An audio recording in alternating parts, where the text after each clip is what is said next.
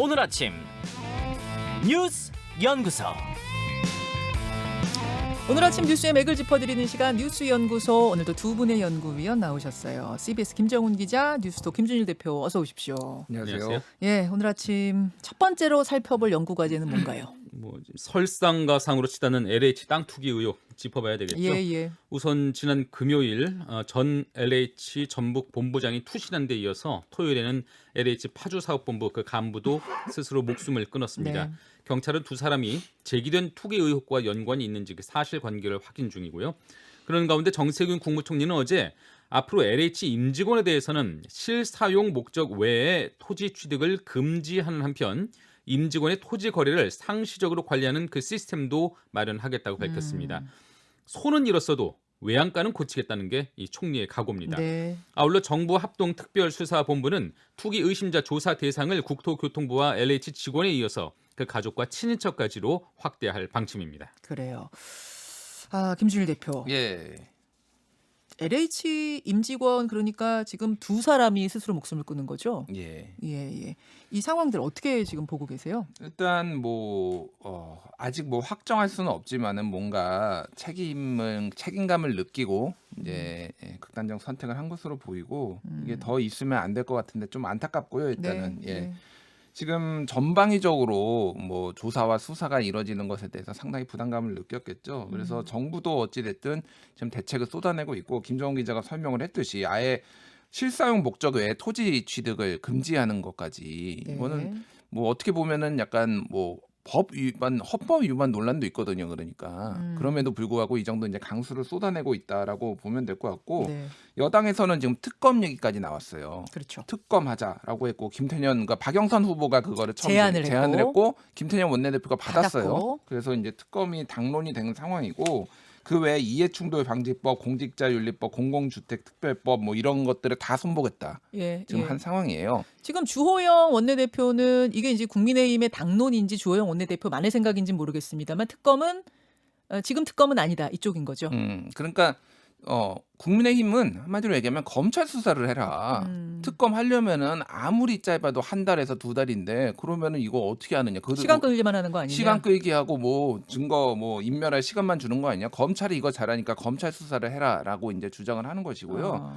그러니까 정부나 여당이 대책을 쏟아낸 것을 보면은 네. 이게 지금 얼마나 급한가를 좀 알 수가 있어요.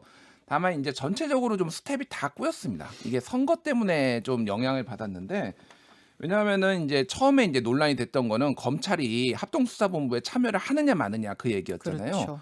근데 정부 여당에서 이제 특검 카드를 꺼냈어요. 근데 네. 특검 같은 경우는 일반적으로 지금까지 보면은 야당에서 검찰 수사, 경찰 수사 못 믿겠다라고 꺼내는 게 일반적이었어요. 그렇죠. 근데 그거 여당에서 꺼냈어요. 그럼 그 얘기는 경찰에 지금 국수본 국가수사본부의 수사 못 믿겠다라는 시그널이거든요. 얘기 돼버리는 거예요. 근데 그러면은 검찰을 처음부터 불러다가 수사를 시켜야지 왜 그건 또 안 했느냐 이런 논리로 지금 귀결이 되니까 이것도 약간 스텝이 좀 꼬였다라고 볼 수도 있고 그리고 변창흠 장관이 사의를 표명해서 네. 이제 수용을 했는데 네. 조건부로 또 했거든요. 정부 여당에 그렇게 인물이 없는 거냐 변창흠밖에 없는 거냐 또 이런 여론도 있고 그러니까 그 조건부라는 거는 이사 공급 대책의 입법 과정까지는 만들어 놓고 네. 나가라 그런 거죠. 공급 대책 다 마련해 놔라라는 예. 건데 그건 어차피 밑에서 하는 거거든요. 그거는 장관이 직접 일을 하는 것도 아니고 그리고 예를 들면은 게다가 지난번에 20명 1차 조사 결과 합동조사본부에서 20명 발표를 했잖아요. 그럼 네. 13명 플러스 7명이거든요. 이게 너무 성급했다. 사실은 결과적으로 보면은 이 7명밖에 정말 없었겠냐. 그리고 한 명씩 나올 때마다 이거는 정부 조사 제대로 못한 거 아니냐. 이런 여론의 질타를 또 맞을 수 있는데 그만큼 급박하다 보니까 악수를 계속 지금 두고 있다. 이렇게 지금 봐야 될 것 같아요. 이제 급박하다고 말씀하셨는데 김정훈 기자 그럴 네. 수밖에 없는 게 서울시장, 부산시장 보궐선거는 한 달이 채 안 남았고 여론에는 엄청난 영향을 지금 LH가 주고 있잖아요. 지표로도 확인이 되죠. 그렇습니다. 지금 STI가 12일부터 13일까지 서울시민 1,000명을 대상으로 진행한 여론조사 결과가 있었는데요. 예. LH 파문의 서울시장 선거 영향력을 묻는 질문에 응답자의 75.4%가 영향을 미칠 것이다. 이렇게 답을 했습니다. 영향을 미치지 않을 것이라는 응답이 22.4% 수준에 머물렀습니다. 나아가 문 대통령이 국민에게 사과할 필요가 있는지 묻는 질문에는 응답자의 61.5%가 대통령이 사과할 필요가 있다 이렇게 응답을 했네요. 말씀하신 것처럼 김주일 대표가 말씀하신 것처럼 지금 총체적으로 좀 난국인데 어디서 어떻게 좀 수습을 해야 될지도 지금 정부 여당이 헤매고 있을 텐데요. 뭐 변창흠 장관 사퇴도 빨리빨리 경질을 해서 후임자를 세우고는 싶겠지만은 지금 이런 판에 1년짜리 장관 그것도 청문회를 통해서 취임할 장관이 임기가 1년도 안 되는 그런 장관을 누가 또 덜컥 올 것이냐. 사람 구하는 게 쉽지 않아요. 사람 구하는 것도 쉽지가 않아 보여요. 저는 좀 이런 국면에서 좀 한 가지 좀 아쉬운 거는 지금 정부 역량이 지금 총동원돼 있지 않습니까? 네. 뭐 김주일 대표가 말한 것처럼 정부 역량이 총동원됐는데 한 가지 빠진 것이 검찰이에요. 모든 그 정부 기능이 동원됐는데 검찰 한 곳이 빠졌는데 물론 뭐 검찰 수사 대상이 6대 범죄로 한정이 돼 있기 때문에 이것을 관여할 수 없다라는 얘기도 있지만은 사실 해석의 그 여지를 좀 넓히거나 아니면 시행령을 좀 고치거나 하는 방법이 없진 않거든요. 어떻게든 이 국면에서도 검찰 이슈를 놓지 않겠다라는 그런 의지도 좀 보이는 것 같아요. 이를테면 추미애 전 법무장관은 네. 부동산 시장의 부패, 그 사정이 제대로 되지 못한 데는 검찰의 책임이 가장 크다. 이렇게 논의를 옮겨 붙이고 있어요. SNS를 주말 사이에 올렸죠. 그렇습니다. 예. 그러니까 온 국민이 분노하는 이런 사안에도 굳이 검찰 배제 또 검찰 책임으로 그런 원칙으로 논의를 몰아가는 게 굳이 현명할까 이런 생각이 좀 들고 어쨌든 지금 이 부패 적폐를 뿌리째 뽑아야 되는데 이 논의 자체도 지금 검찰 배제 이런 식으로만 하다 보면은 좀 한계 있지 않을까 하는 생각이 좀 듭니다. 자, 지금 어쨌든 LH가 서울시장 보궐선거, 부산시장 보궐선거에 변수가 된 것만은 분명해요. 큰 영향을 주고 있어요. 그게 김정훈 기자, 뭐 두 번째 이야기로 좀 넘어가 볼 수 있을 것 같은데 네네. 후보 등록 마감이 이번 금요일로 다가온 가운데 주말 사이 분주하게 각 캠프들이 움직이긴 했습니다만 오세훈 안철수 단일화는 지지부진? 일단 관심을 모으는 것이 지금 야권의 후보 단일화 문제죠. 오세훈 안철수 후보 간 단일화 논의 지금 오히려 좀 꼬이는 모양새인데요. 양측은 원래 어제 비전 발표를 열어서 각자 서울시 미래 비전을 밝히고 언론 질문을 받기로 했었는데 실무 협상 그 의견이 어긋나면서 일정은 불발했습니다. 네. 양측은 오늘 오전에 다시 협상해서 비전 발표회를 오후에 개최하기로는 했지만 최종 단일화를 이룰 수 있느냐를 두고 지금 위태로운 줄다리기를 계속하고 있습니다. 최근 LH 사태 등으로 여권 지지율이 휘청하는 가운데 안철수, 오세훈 누가 돼도 이긴다. 심지어 3자 대결도 해볼 만하다. 이런 관측도 나오다 보니까 네. 양측 모두 단일화에 대한 그 절박함을 잃고 있는 것 아니냐. 이런 해석도 나오고 있는 상황이네요. 실제로 주말 사이에 나온 여론조사들에서 3자 대결을 해도 박영선 후보와 이쪽 안철수, 오세훈 후보가 큰 차이 안 나는 그런 결과들도 나왔죠. 쏟아졌거든요. 여론조사 여론조사가. 엄청 많았죠. 양자 대결은 대충 보면은 박영선 후보하고 두 후보 하면은 15% 포인트 차에서 크게는 20% 포인트까지 그 이제 벌어져요. 야권 후보가 안철수, 오세훈 누가 나오든 이기는 걸로 나오고 방금 얘기했듯이 3자 구도에서도 비슷비슷하게 나와요. 오차 범위 내에서 다 접전을 벌이는 걸로 나온다라면은 이거에 대해서 이제 그 캠프 내에서 해석들이 분분하겠죠. 일단 지금 전체적으로 보면은 오세훈 후보는 상승세, 그리고 안철수 후보는 답보, 박영선 후보는 하락세예요. 네. 근데 왜 오세훈 후보가 상승세냐? 일단 LH 사건인데 여기에서 지금 가장 적극적으로 활동을 하는 게 아무래도 국민의힘 뭐 측이 제1야당이 근데 상대적으로 국민의당은 사람이 없습니다. 그러니까 지금 모든 역량이 다 선거 캠프에 가 있다 보니까 뭔가 활약이 적은 거예요. 그러니까 아무래도 국민의힘 쪽에 좀 더 이제 시선이 가는 거 하나가 있고 또 하나는 이게 좀 전략적인 건데 박영선 캠프 측에서 지속적으로 지금 지난주에 오세훈 후보를 저격을 했습니다. 그러니까 공격을 했어요. 그게 오히려 오세훈 후보를 키워줬단 말이에요? 그러니까 지금 그 고민정 대변인이 예, 그 캠프 대변인이잖아요. 고민정 의원이.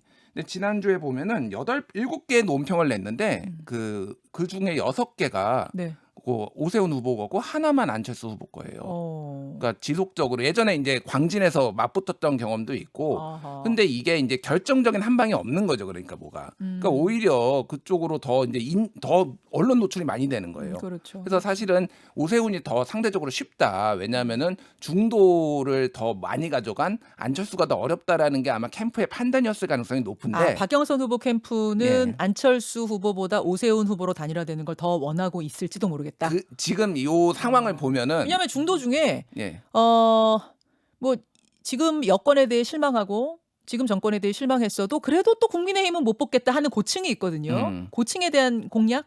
예. 그러니까 고래서 이제 오히려 오세훈 후보를 집중적으로 공격을 했는데 이게 오세훈 후보가 여러 이유로 이건 더 급등을 하면서 지금 상황은 여론조사를 보면은 예. 경쟁력으로 물어봐도 박빙이에요. 0.1%포인트 차까지 난 거밖에 적합도로 물어봐도 경쟁력으로 물어봐도. 안철수 오세훈. 그러니까 거의 박빙이 됐다. 그러면 이렇게 되면 오히려 더 단일화가 어려워지는 어려워지죠. 거예요. 양쪽 다 해볼 만한 싸움이라고 예. 생각하니까. 아하. 김정은 기자. 근데 뭐 제가 뭐 위태로운 줄다리기라고 표현을 했지만 사실 저는 뭐 개인적으로는 성사 가능성이 조금 더 크다고 봅니다. 단일화요? 예, 뭐 지금 여론조사 방식도 일단 100% 시민 여론조사를 하기로 이렇게 사실상 합의를 했거든요. 네. 문항 정도만 남은 상황이에요. 문항 정도만 남은 상황이지만 문항이 그게 제일 문제 아니에요? 제일 민감한 거 아니에요? 민감하지만은 어쨌든 저는 뭐 7분 우선 8분 우선까지 다 왔다 이렇게 생각을 하는데 예.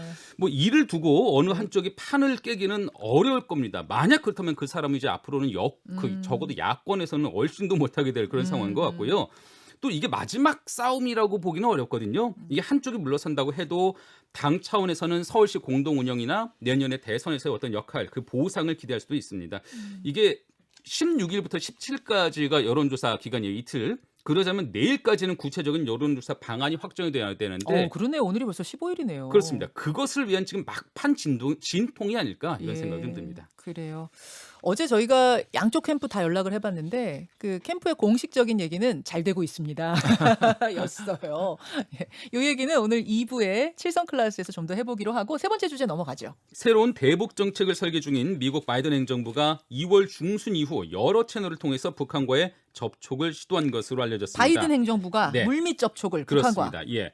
미 정부 고위 관리를 이용한 외신 보도에 따르면요. 바이든 정부 측은 UN 주재 북한 대표부 등을 비롯해서 여러 채널에서 북한과 막후 접촉을 시도했습니다. 그러나 현재까지 북한은 어떤 답도 내놓지 않고 있다고 하네요. 앞서 성김 미 국무부 동아태 차관부 대행은 바이든 행정부의 대북 정책 검토가 수주일 내에 완료될 것이다 이렇게 언급을 했거든요. 네. 그런 가운데 북한과의 접촉을 시도한 것은 어떻게든 새로운 대화 테이블에 북한을 불러내기 위한 그런 차원이기도 하고 한편으로는 북한의 긴장 고조 움직임을 사전에 방지하기 위한 그런 차원으로도 읽힙니다. 저는 두 가지가 궁금해요. 이 뉴스 듣고. 하나는 왜 물밑 접촉했을까? 지금 이제 그거 하나와 또 하나는 그걸 또 공개를 했단 말입니다. 왜일까? 어때요?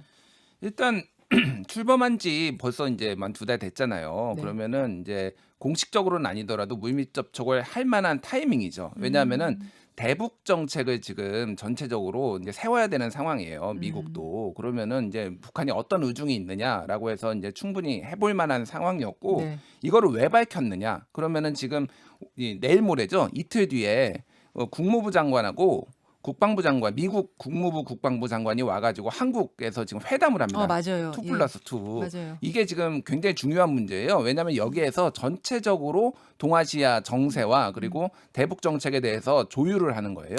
근데 이제 지금 상황 보면은 왜 공개를 했느냐라고 하면은 한국에서는 이제 한반도 평화 프로세스를 위해서 대북 제재 완화 뭐 이런 것들을 얘기를 할 것인데 미국은 아직은 좀 강경한 상황이거든요. 그러면 야 우리가 북한한테 이런 거 제안했는데 쟤들 아무 대답이 없어. 지금 우리가 이거 해줄 만한 상황 아니잖아. 이렇게 지금 우리도 해볼 나온다는 만큼 해봤어. 예, 우리도 예. 분위기 다 파악해 왔어. 이런 그렇죠. 그런 것들을 겸사겸사 봐서 이렇게 지금 공개를 한 것이에요. 그래서 지금 여러 지금 이제 뭐 지난 12일에는 쿼드라고 네. 미국, 일본, 인도, 호주, 그러니까 아시아 그 태평양 네 개나. 4개국이 이제 화상 정상회의를 했는데 거기에서도 대북 이 북핵 비핵화 문제가 굉장히 중요하다라고 얘기가 나왔고요. 네. 전체적으로 이제 동맹 국가들하고 같이 논의를 할 것이다라고 한다라면은 지금 일본도 방문하거든요. 이 미국 국무부하고 국방부 장관이 그렇죠. 그렇다라면은 이거는 굉장히 중요한 한 주가 될 것이다. 북미 관계, 북미 관계. 또 우리와 미국과의 관계, 거기다 일본까지 굉장히 중요한 한 주 외교적으로 요거 짚어드립니다. 두 분 수고하셨습니다. 감사합니다. 감사합니다. 김현정의 뉴스쇼는 청취자 여러분의 참여로 이루어집니다. 트위터, 페이스북, 레인보우 게시판, 그리고 단문 50원, 장문 100원의 유료 문자 샵 1212, 우물정 1212 통해 참여하실 수 있습니다. 김현정의 뉴스쇼, 여러분과 함께 만듭니다.